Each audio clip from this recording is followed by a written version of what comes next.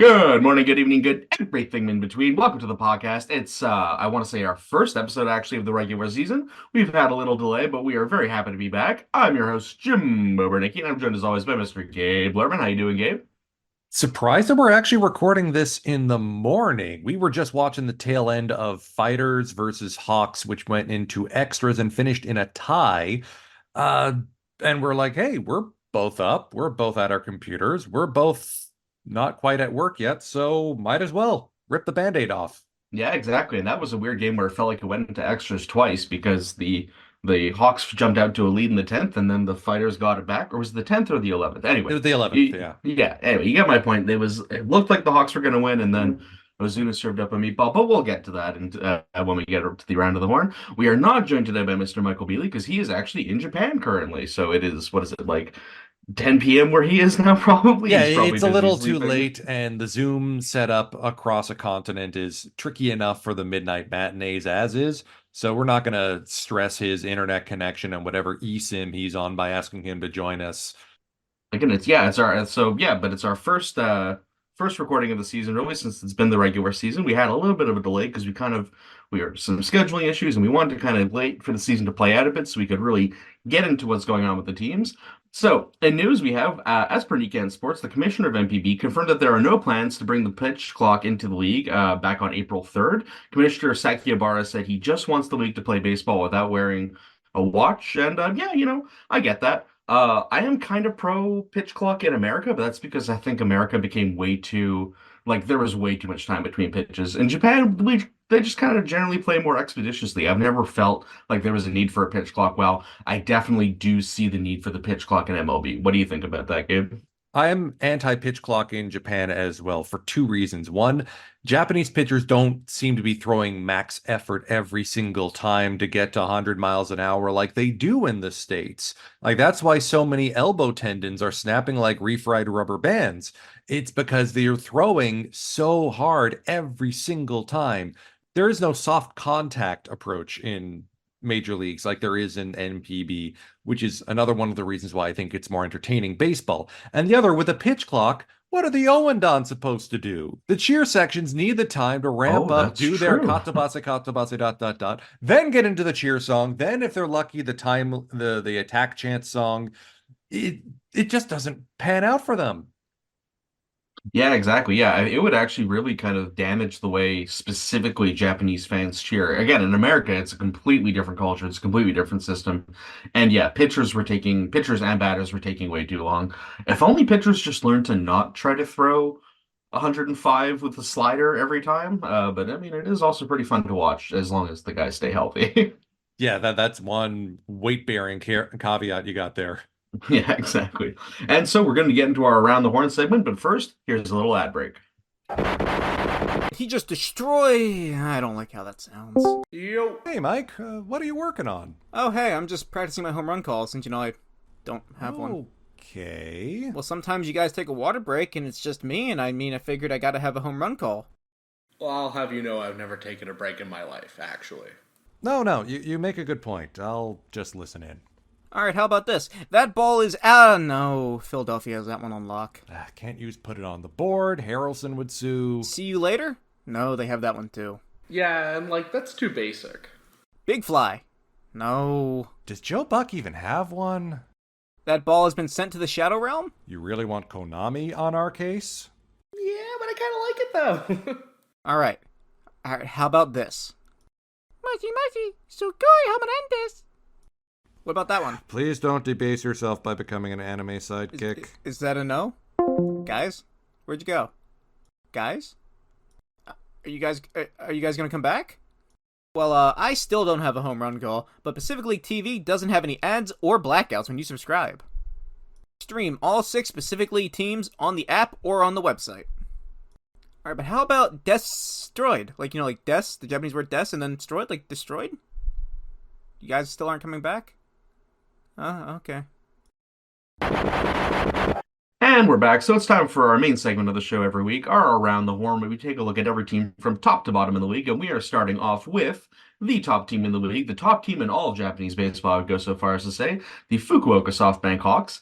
10-4, building up to wait, well, I guess actually, sorry, 10-5 now. Sorry, I was looking at a slightly out of date thing, and they also just had that tie, so things aren't as perfect as they could be, but they're doing great so far. Leading the league in home runs, stolen bases, average, and ERA. But honestly, I don't know if you remember my analysis from the beginning of the season. I was like, well, if everything goes right, everything's been going right. So it's been pretty good. Yukio Shudo had a 5-hit game the other day on Saturday. That was fantastic to see.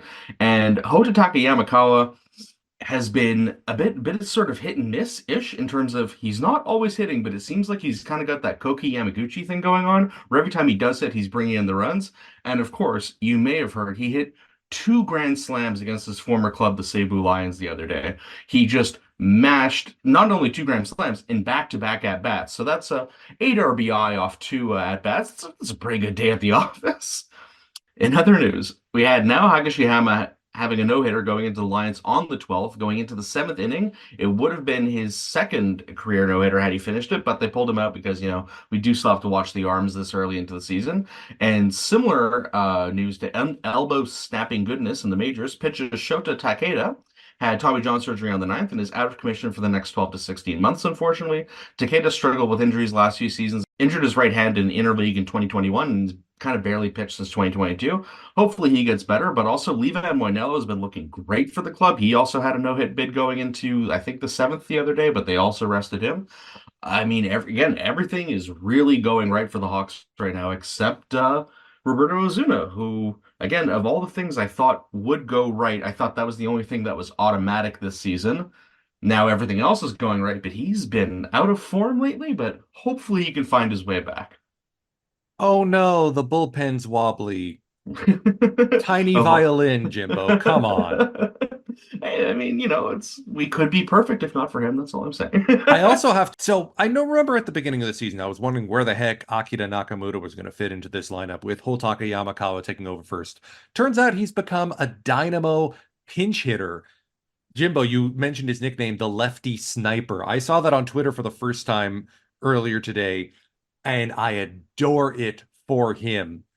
And if he continues to deliver like he did today in the 11th inning, yeah, just continued depth of that lineup is scary. And I especially love the nickname for him because it's not just sort of appropriate vis-a-vis being a pinch hitter, but it really is his style of hitting. He's a really precision contact hitter. When I learned that was his nickname last year, I was like, oh, that's wonderful. That is actually exactly the perfect nickname for him. And it was a beautiful piece of cinematic greatness today in the extra innings where they showed his nickname on the screen, and then he got that beautiful hit right over second base. Sniper's hit. And that brings us over to the second place team in the league, the Chipolode Marines, which I will be covering because Mike is not here today. They are 9-6 as of right now, and 7-2 in their last 10, so pretty good. I mean, they got off to a bit of a rocky start, but now they're getting their form back on. They have some new uniforms, bringing in the old school Mainichi Orions. With the dark gray jerseys. I saw them. They're okay. I'm a big pinstripes guy, so I'm always going for that. Or it's weird, I'm on the opposite end of the spectrum. I either want the old school pinstripes or I want that sort of like Miami Vice look. Anything in the middle with the gray, not my cup of tea, but whatever. I mean, it's cool. It's nice to pay homage to classic stuff. And big ups Kazuya Ohijima for throwing a complete game shutout on the 5th. At home. It was the last time a lefty starter threw a no-hit shutout for the Marines. Not a no-hit shutout, just a shutout. Was in 1996. So that's a bit of history for him there. And I don't know if you guys saw this highlight. This is really interesting. Gregory Polanco is about $1,000 richer now because he hit an advertisement in the PayPay Dome wall where if you hit this glove, you get 100,000 yen. And he was the 9th player ever to hit it. It was a beautiful line drive out there. And yeah, I like stuff like that. I like little interactive, if you hit this, it just kind of reminds me of playing like MLB The Bigs when I was growing up. And yeah, it's fun stuff. Hit bull, win steak. Yeah, exactly. And a big ouchie, though, announced for the team announced back on March 12th when outfielder Kyoto Fujiwara fractured his right patella. No idea when he's going to come back, but if nothing else, it resolves the outfield logjam, which, I mean, silver lining, I guess. But yeah, that is going to hurt the team because he is a really good player. And last year's first-round pick, Kyoto Ueda, will be starting the season on the farm as per Sports Hochi. Speaking of the farm, remember, PacificLeague.com and Pacific League TV covers all the farm teams for all 6 PL clubs, which means you'll be able to see games against the farm teams of the other league, as well as the 2 new independent farm teams in the Western and Eastern leagues. I was able to catch a couple of video on demands for the Marines playing against the Oisix Niigata Albirex, who just joined the league earlier this year. Really cool to see some new blood in the minors. Yeah, for sure. Yeah, and I'm actually starting to pay more attention to the minors now that, it's another season. We've seen drafts and then like there's prospects I want to follow. So yeah, having all that access to the minors is very cool for us over on PLTV. And that brings us over to the third place team, the Hokkaido Nippon Ham Fighters. Take it away, Gabe. I love it when I'm right. 7-7-1 to start, sitting a game up on Oryx for third with 2 in hand. I told you this was going to be the breakout season for the Fighters. And yeah, that Ariel Martinez 11th inning game tying home run against Ozuna to force today's game into the 12th. That was electric. I just love how Kensuke Kondo didn't even budge. He knew it was gone. It made the bullpens. And Martinez was loving it. Franmil Reyes was loving it. You can tell that Martinez is going to be a big part of this lineup for the rest of the season. That was a fun game to tune into. Yeah, for sure. And yeah, I think the fighters, what something I'm noticing that's a bit interesting about the fighters is that the fans seem super into it. I mean, they always seem into it, but like there is an energy around the team that there's this real positivity going forward with the fighters. And yeah, I called it too. I think they're going to make the playoffs this year, so let's see how that goes. And did I tell you or what? Best defensive outfield in the NPB. Andrew Stevenson has made a number of highlight reel catches. Shameless plug for the top 10 plays of the week, where he's featured in both of the ones I've dubbed so far. Third one's going to get dubbed later this week. It's been fun to watch. Now, if they could just tighten up the infield a little bit, then it's a full lockdown. And don't look now, but Koki Kitayama refined his throwing mechanics over the winter. They kind of look like Yoshinobu Yamamoto's more. Sure enough, he had a perfect game going into the 7th against the Eagles on April 3rd. Back during spring training, people noticed that his fastball averaged 5 miles per hour faster than his regular velocity last season. So clearly there's something going on biomechanically. Wrapping up for the Fighters, they've also got new uniforms coming, and it's a bit of a grab bag. Literally, they're taking bits of every previous Fighters uniform in celebration of the team's 50th anniversary under Nippon Ham ownership. It's a look. Not sure I'm sold on the pinstripe cap, but spelling out Fighters in 4 or 5 different fonts is it's fun. Let's put it that way. I'm not gonna go run into the shops. I gotta see that. That sounds like my kind of uniform. I think I'm into that. I mean, we've seen Franken jerseys here in North America. This is 4 different looks Franken jerseyed into one, not just home and away. Oh yeah, okay. That's again. I'm gonna look that up after the show. That sounds fantastic. And of course, just after we finish recording, Hochi News breaks this. If you're wondering, like me, where Kotaro Kiyomiya was in our previous midnight matinee and in most of the recent Fighters games, it's because he's been injured. He sprained his left ankle back during spring training. He's been on the farm training back up. He will be joining the Major League Club on the 19th. So this Friday, he'll be back in action. And Fighters manager Tsuyoshi Shinjo indicated he may be getting in some time in left field because Yuya Gunji has really been locking it down over at third. But that brings us now over to the 4th place team in the league, the Oryx Buffaloes. Take it away, Gabe. 8-9 to start the season. Lost the first 3 series to start the year for the first time in their quote-unquote good era. Yeah, this is fine. Everything is okay. At least they're on the upswing and they're going to be in contention. One down note is that Kohei Azuma saw his consecutive winning streak from his rotation debut snapped at 8 decisions back on April 12th. The only other pitcher with a longer streak of wins from his debut, Hideo Fujimoto, with 10 consecutive with the Giants back in 1942, and the usual asterisk on wartime stats there. It's not that the team has been bad, it's just they're not quite finding their form. I don't know if Ryoma Nishikawa was taking a while to adjust or if there's something else going on. But I'm hoping it's just a slow start and they'll be able to ramp back up as the season progresses. They're going to be in contention, I'm sure. Yeah, yeah, probably you'd hope so. I mean, they are still one of the most talented teams in the league. It's probably just slow out the gate. I haven't seen anything that I find really concerning. You know what I mean? Like, it's not like they're suffering regular sort of like it's just people aren't on the same page yet, but they'll probably get around to it, I think. You can't win the pennant in April. You can only lose it. Oh, yeah, fair enough, actually. Yeah, I wish you could win the pennant in April because the Hawks would. This is true. Yeah, like it's the whole if the postseason started today, a lot of teams would be upset. And speaking of one of those teams that would be upset, that brings us over to the Tohoku Rakuten Golden Eagles. Take it away again, Gabe. 6-9-1 to start the season. Nice. No, not quite. Masahiro Tanaka is still recovering from elbow cleaning surgery last year. There's no timetable for his return. That may be a reason why the Eagles are struggling to find starters lately. And they may be going a little bit deep into their depth system. I mean, Hayakawa, Kishi, and Fuji cannot carry this club. Maybe there's an opportunity to go out and get a foreign starter about mid-season. We know that teams like to do the usual mid-season go out and get guys from AAA. Saw that last year with Mike Brosseau and James Marvel, for example. And congrats to Takahiro Norimoto earning the first save of his career on April 2nd and has added 2 more since to go with 2 holds. No runs allowed in 6 innings pitched. Now, I'm not talking about a rookie. Norimoto won his Rookie of the Year award back in 2013. It's just that this is the first time he's been pitching as a closer instead of as a starter. And that brings us over to the last place team in the league, the bottom dwellers. I swear, like 2 or 3 days ago, I looked at the standings and they were in second place, and I was giddy. But here they are back at the bottom.